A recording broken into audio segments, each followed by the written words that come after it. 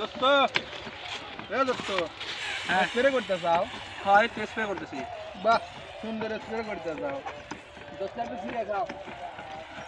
High একটু ঘিরে খাও। কামের সময় খিদেও লাও লাগছে। লাও, কি খাও না খাও, একটু ঘিরে খাও। খিদেও লাগছে। খাও। দোস্ত খিদেটা খুব স্বাদ। কোন আছে দিও? তোমার ঘর থেকেই তুলে দিলাম। হ্যাঁ এই যে ঘর থেকেই তুলে দিছে।